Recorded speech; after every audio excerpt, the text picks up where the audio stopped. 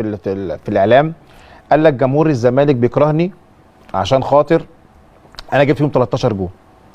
طيب 13 جول في الاهلي، ما هو مع الاهلي بس، امال في الترسانه ما جاب فيهم برضه؟ ما اعرفش قصده اهله ده، بس حاجه بس اقولها له يعني. جمهور الزمالك عمره في حياته ما كره مجدي عبد الغني، عمره ما كره الخطيب، عمره ما كره مع احترام الكباتن الكبار يعني. تمام. عمره ما كره كابتن طاهر ابو زيد، ولا عمره كرهك. انما انت عشان تقول كده فبالتاكيد انا واحد من الناس من ضمن جمهور الزمالك انا كرهتك، لانك انت انسان متلون. واحد لا متلون. اقول لك ليه يا كابتن؟ ابو تريكه. هقول لك ليه يا كابتن؟ بقول لك ايه، ما تخلينيش. طب تدينا يا كابتن دي اتكلم ولا تقاطعني؟ طب خلص. ماشي.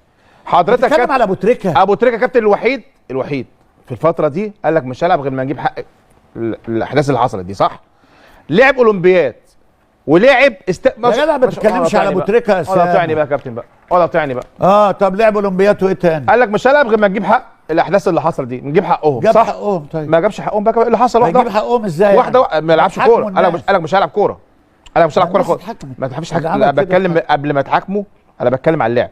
قال لك مش هلعب غير ما اجيب حقهم. جه يا كابتن عشان هو ذكي والناس بتحبه بس الناس مش واعيه، لعب اولمبياد مع كابتن هاني رمزي. الاولمبياد تسطر تاريخ يا رامي. ورجع من الاولمبياد كان في ماتش استاد مالي، جاب 3 اجوان وفرح ونط في التراك وكان مبسوط قوي قوي يعني قوي. طب فين حق الناس؟ جه بقى ماتش السوبر اللي هي بطوله وهميه ما بتحطش في السي في، قال لك مش هلعب عشان حق الناس، مش هلعب. فالجمهور الاهلي عمل ايه؟ راح النادي الاهلي مدينه نصر، ضرب حسام غالي وضرب بركات وضرب سعد معوض. فاكر الحادثه دي يا كابتن؟ بسببه هو. فانت انسان اصلا ماشي متلون. ما تجيبش سيره جمهور الزمالك كل واحد فيهم جزمته انضف منك ومن اي حد.